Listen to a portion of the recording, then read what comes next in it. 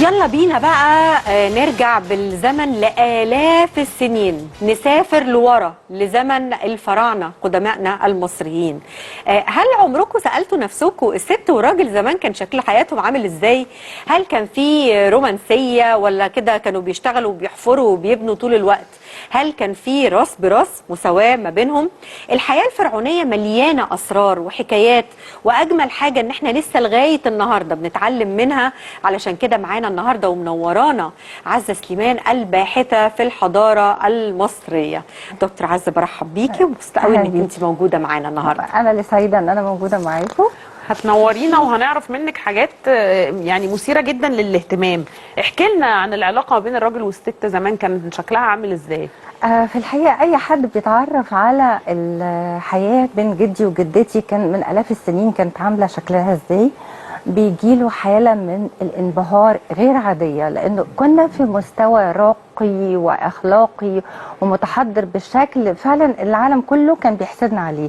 حتى انه بالذات يعني لو هنتكلم بقى على المرأة ومكانتها والاهتمام بيها، يعني حتى يحضرني هنا في جريدة الاندبندنت البريطانية كانت كتبت انه من كام سنة قريب كتبت انه ستظل المرأة المصرية الفرعونية مصدر إلهام لكل نساء العالم. هي رغم كل التطور اللي حصل في العالم، رغم كل المناشدات والمساواة و هي لسه جدتي المصرية الفرعونية لسه هي على القمة، لسه كل العالم بيحاول ان هو يوصل لها للمستوى الراقي جدا اللي هي وصلت له. طبعا يحضرني هنا بصراحة احنا كمصريات، طبعا الستات كلها يعني زي ما كنا بنتكلم من شوية بيقول يا ريت يعني يا بختها يا بختها يا بخت جداتنا. يحضرني احنا المصريين، طبعا انا واحده من الناس يعني بقول قد ايه لما بتعرف على حضارتنا قد ايه ببقى فخوره انه انا اولادهم، انا حفيدتهم، وفي نفس الوقت بيجي احساس شويه بالمراره والحسره والندم. يعني احنا كنا فين وبقينا فين؟ لا احنا تراجعنا قوي كستات. تراجعنا قوي قوي يعني. فطبعا لسه في سمات لسه موجوده ولسه محافظين عليها الحمد لله، ولكن احنا كنا في مستوى الدنيا كلها بتحسدنا عليه. احنا بالفعل احنا المصريات عمرنا ما ناضلنا ولا كافحنا ولا عملنا ثوره نتوسل الاحترام من الرجل او مناصب او ولكن احنا اتولدنا من الاف السنين كان هو ده معززات مكرمات. هو ده الطبيعي، غير كده مش طبيعي. تعالي دكتور عزة انقلينا الارض الواقع وقتها. احكي لنا الست كانت عامله ازاي، وايه اماره من التاريخ طبعا ايه اماره ان الست المصريه كانت متميزه وكانت بتحظى باحترام الذكر. انا مش بتكلم على مستوى الملوك والملكات بس، انا بتكلم على مستوى الانسان، الست والراجل في عصر الفراعنه نفسهم. هي الفكره كلها انه القدوه بتاعتنا كانت ايزيس، الست ايزيس. الايزيس يعني باختصار شديد جدا طبعا. لازم ما بنحكي عنهم لازم نحكي نقول انه طبقا لقصه الخلق بتاعت التسوع عين شمس اللي هي اول قصه في تاريخ البشريه بتحكي عن تصور الخلق بدأ ازاي، الدنيا بدأت ازاي، والناس بدأوا اتخلقوا ازاي وكده. فقلنا فيها ان اول خلق للجنس البشري هو اختين واخين، الست ايزيس اللي هي مشهوره بايزيس واختها نفتيس اللي بقت نفيسه، وجوزها واخواتهم اللي هو اوزير او اوزوريس وست اخوهم. فاوزوريس او اوزير حب ايزيس واتجوزوا الست ايزيس واتجوزوا، بعدين اخوهم الشراني ست اتغاظ منهم فقتلوا. فالفكرة كلها انه من قصة ايزيس واوزوريس اتبنت الحضارة المصرية، اتبنى الفكر الراقي في مصر الفرعونية. احنا منهم اسسنا لكل ازاي نتعامل مع بعض، ازاي الجواز شكله ايه، الحب شكله ايه، الواحدة تبقى تراعي جوزها ازاي وتبقى محافظة عليه ازاي، هو يهتم بيها ازاي. من قصتهم احنا بنتعلم دايما. هو بتحكي لنا الصراع بين الخير والشر، وانه دايما انه الخير لابد ان ينتصر على الشر في النهايه. فمثلا على سبيل المثال هي جوزت اخوها وهي اول واحده يعني تتخلق من البشر يعني، وبالتالي اصبح عندنا انه يعني فكره الجواز والرباط المقدس هم مقدسين، واصبح عندنا فكره الرباط المقدس هي شركته في الحكم. اذا هي شركته في الحكم فكل ست مصريه هي شريكه فعلا، يعني هي شريكه في كل حاجه بقى.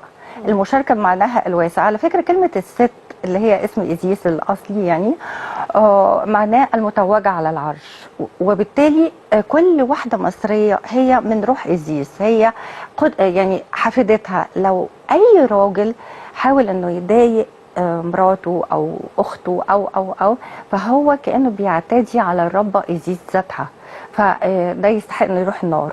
ففي ده في التراث الفرعوني بتاعنا، في الفكر المصري الفرعوني يستحق انه يروح النار، انه لا دي مقدسه زي إيزيس. حتى انه النهارده مثلا لما بتلاقي مثلا في الشارع واحد بيضايق واحده بيقول له يا عم سيبها، دي واحده ست. واحده ست يعني ايه؟ هو مش فاهمها.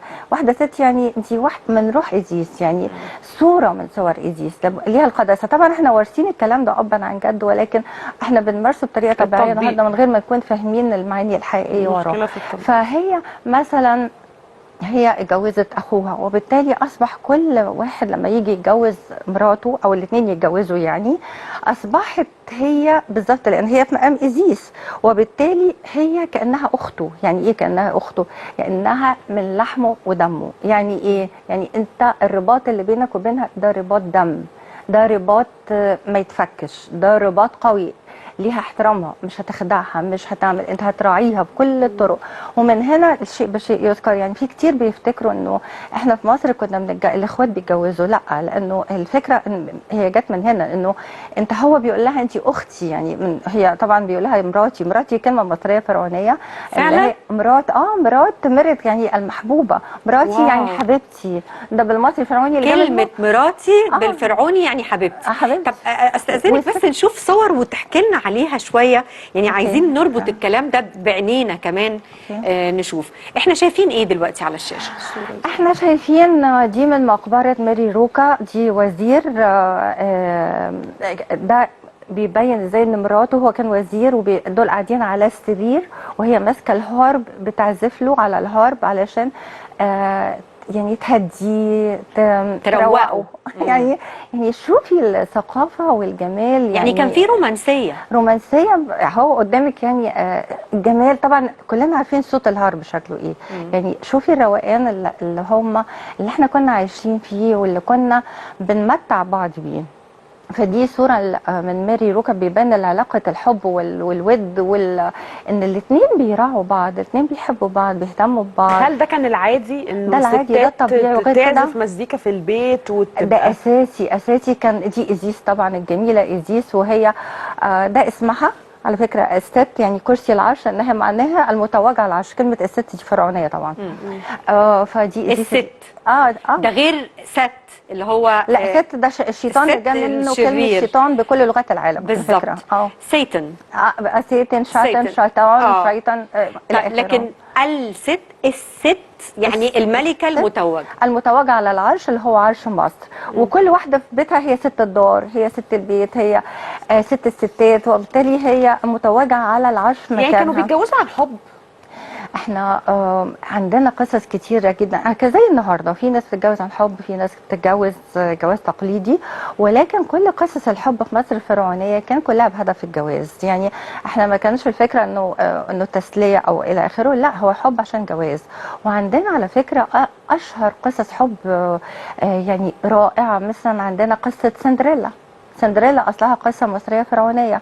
كان عندنا ملك مصري بجزمتها الكريستال. طبعا جزمتها كانت حجر. جزمتها الفكره انها جزمه. انه كان في ملك مصري برضه عمل احتفال، وجت واحده حضرت الحفله، كانت من عامه الشعب فعجبته. وبالليل طبعا جريت على البيت وهي بتجري، الجزمه فردة الجزمه وقعت منها، فخلى كل الحرس بتوعه يدوروا في البلد كلها لغايه ما لقوا صاحبه الجزمه. اللي لقوا الفرده الثانيه، الفرده الثانيه واللي جت مقاسها كمان، مش بس الفرده الثانيه واللي هي جت مقاسها. فاتجوزوا وعاشوا في التبات. دي مين في التاريخ؟ هي كانت رادوبيس. رادوبيس. رادوبيس كان اسمها رادوبيس. رادوبيس ده رادوبيس ده اسم حاجه. لا لا، مصريه، قصه مصريه فرعونيه، قصه نجيب محفوظ. كان قصه نجيب محفوظ. خد عليها جايزه طبعا. رادوبيس. فهي رادوبيس هي سندريلا بتاعت الغرب، سندريلا. بس هي اساسا مصريه. عندنا قصه ايزادورا الجميله جدا. ايزادورا معناها عطيه ايزيس، هبه ايزيس. فاللي هي كانت بتحب، هي من اصول يونانيه، بس طبعا هي مصريه مولوده في مصر، من اصول يونانيه، وكانت بتحب ضابط مصري، وباباها رفض ان هم يتجوزهم، فهربت بالليل بمركب وغرقت، وطلعوها. دي قصه طبعا يعني قصه حزينه، ولكن يعني شيء بشيء يذكر. طه حسين كان عمل استراحه في المنيا جنبها، في تونة الجبل، جنب المقبره بتاعتها. طبعا جابوها وحنطوها، وكل موجوده لغايه دلوقتي في المقبره بتاعتها. شهيده وكل الحب. يوم كان شهيده الحب. وكل يوم طه حسين هو كان بيقعد في الاستراحه دي شهر في السنه، وكل يوم لازم يروح، ورغم ان هو مش شايف كان يحط لها ورده حمراء ويولع لها شمعة. فدي ايزادورا. ايزادورا. طب احنا معانا صور تانية برضو حابين نكمل وتعلقي لنا عليها. دي بقى بتبين ازاي الاحترام بين الرجل والمرأة، ان هو بيقدرها، بتخرج معاه، قاعدة كتفها بكتفه، ليها كل الاحترام، قاعدة يعني شوف المساواة والجمال والمساواة والتكريم لمراته، يعني قاعدين مع بعض بشكل اتنين والاثنين على فكرة هم ماسكين زهرة اللوتس، علشان دي معناها انه ليها علاقة ان هم كأنهم بيتولدوا من جديد، يعني ميلاد جديد ليهم هم الاثنين، يعني في احتفال. طب هي كانت مطالبة بحاجة يا دكتور عزة؟ يعني كانت بتشتغل بتكافح، ولا كانت مدللة مهننة؟ هي كان ليها كل الحق، عايزه تشتغل، مش عايزه براحتها. شفتي حتى في الفراغ براحتها. براحتها. لكن مسؤوليه البيت طبعا على الراجل بالدرجه الاولى، لكن برضه في نفس الوقت هي كانت بتشارك، وهي ده السبب الحقيقي في المشاركه، لانه احنا من الاف ليه احنا كان لينا وضع مميز كده كمان، مش بس ايزيس، لا احنا طبيعه ارضنا الزراعيه ان احنا من الاف السنين بنزرع زراعه منتظمه، من ما يقلش عن 30,000 سنه كنا بنزرع، نحط البذره ونستناها وكده. فبالتالي وقت الحصاد انت محتاجه كله يشتغل، فهي كانت بتنزل بتشارك. مين دول؟ لا دي مجرد ان واحده وجود كل عامه الشعب في كل دي طبعا توت عنخ امون ومراته. شوفي رايحه كانوا بيجيبوا ذهب، بوكيه ورد. نعم كانوا بيجيبوا ذهب، شبكه يعني. طبعا ده هي اساسا الشبكه الذهب دي فرعوني، بالذات التعبان. عارفه زمان في الافلام القديمه يقول لك ده جاب لي تعبان ذهب، لانه التعبان ليه علاقه بالحمايه والى اخره، فهو لا شبكه الذهب دي اساسا فرعوني يعني. كان بيكتبوه على اي حاجه، والدبله الجواز دي فرعوني، الدبله، وتكتبي عليها اسمك من جوه والتاريخ وكل حاجه. كان بيمضي وصولات امانه، كل ده فرعوني. نعم كان بيمضي وصولات امانه. مش فاهمه انا بقول ايه. خيالها دكتور عزة مش واصل للحضيض اللي احنا بنقوله. كانوا بيمضوه على اي حاجه زي ما بنعمل دلوقتي. على عقد الجواز. اول عقد جواز في تاريخ البشريه كان في مصر الفرعونيه عشان ينظم العلاقه. ايه الشروط بقى اللي كانت مكتوبه فيه؟ هي كانت دايما بتقدم القايمه، هي جابت القايمه، جابت ايه عشان هي لو حصل يعني القايمه دي فرعوني. دي فرعوني. القايمه فرعوني. هي فرعوني. والشروط برضو فرعوني. كل الشروط اللي هي عايزاها كان او هو عايزها بيكتبوها في عقد الجواز، عقد طبيعي جدا وبيمضي عليه. هل احنا عندنا يعني هيبقى في المتحف نقدر نشوف العقود دي والحاجات دي، ولا دي قراءات؟ بس عقود الجواز موجوده مع ناس كتير جدا، وفي قروها، وفي القوائم دي موجوده في كتب. دي داخله بكذا وكذا وكذا، ويعني مثلا كم باروكه، كم مش عارفه كم سرير، كم كل ده بيتكتب، عشان لو حصل. وده كان نادر جدا، طلاق كان نادر. كان عندهم طلاق نادر يعني، وتتجوز واحد بعده او هو يتجوز واحده، هو برضه نادر يعني، عشان هما الاثنين يفكروا، حد فيهم يفكر انه يتطلق يعني لازم يعني هيتذبح ماديا عشان يعني يفكر 100 مره يحرم، لانه الاسره ترابط الاسره المصريه مقدسه بشكل غير عادي. انت الاسره مرتبطه في ترابط، يبقى المجتمع كله في ترابط. والدوله قايمه كويس، يعني يبقى في حب وانسجام والى اخره. فهنا دي مرات حتى على كل المستويات. ومعنا صورة تانية مش بس إذا الملك توت عنخ آمون طبعا يعني غني عن التعريف، ولكن في معنا صورة واحد يعني صاحب بيت عادي رايح في بيته. طب وروها لنا كده يا معاه بوكيه ورد، مراته طالعه له بره الباب وهو بيستقبلها بالبوكيه الورد. يعني يا حبيبي جايب ورد وهو مروح. وهي راحت تستقبله على الباب ويديها بوكيه. على فكره كلمه مصريه فرعونيه، يمكن كان عيد ميلادها. مين عارف؟ لا يا ستي، ده بتقول لك كانوا بيجيبوا ذهب عادي، ممكن يجيب لها هديه ذهب في عيد ميلادها. هنا الفكره كلها، لا طبعا كل الناس كان كل الطرفين كانوا بيراعوا بعض، بيهتموا بعض. التعليم كلها الدينيه والاخلاقيه والى اخره كلها كانت قايمه على انه دلعها، اسعدها، هي هتسعدك. والله هو ده نوع التاريخ اللي احنا محتاجين ندرسه في المدارس. أيوة. دلعها وسعدها وهشكها وهي هتسعدك، هتلاقيها طلباتها، هتلاقيها احتياجاتها. طول ما انت بتساعدها هي هتسعدك. عاملها كملكه، انت هتكون ملك. مفهومه وبسيطه يعني. بالظبط يعني. دكتور عزة بنشكرك شكرا جزيلا على الكلام الرائع ده. احنا محتاجين بجد، احنا فراعنه اونطه يا جماعه، احنا محتاجين ندرس التاريخ الفرعوني كما ينبغي ان يكون. صح. بجد، ونعرف لقطات منه وحاجات تفيدنا في مجتمعاتنا من ناحيه الرقي ومن ناحيه التعليم ومن ناحيه الحب ومن ناحيه المعامله. حاجات كتير قوي قوي بنفتقدها دلوقتي، وهي جذورنا وهي اصلنا بحقه حقيقي. صح. شكرا لحضرتك مره تانية يا دكتور عزة. واحنا بقى هنخرج فاصل ونرجع مع فقره تانية بعد ما دكتور عزة خناقه تانية بين الرجاله والستات. علاقات تقعدي معانا في الفقره دي بقى تقولي لهم يعني توريهم الست بيعملوا كانت عامله ازاي. بعد الفاصل.